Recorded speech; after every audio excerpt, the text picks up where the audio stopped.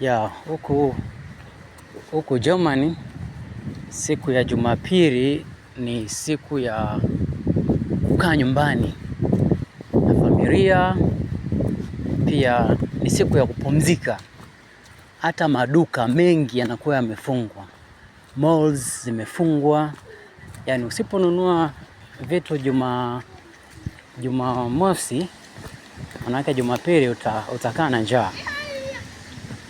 Au utaenda kununua vitu sehemu ambapo wanauza ni double price, ambapo cost inakuwa kubwa sana.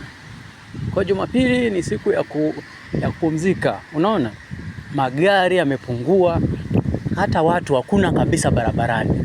Kila mtu yupo ndani kwake, hakuna mtu anazurura.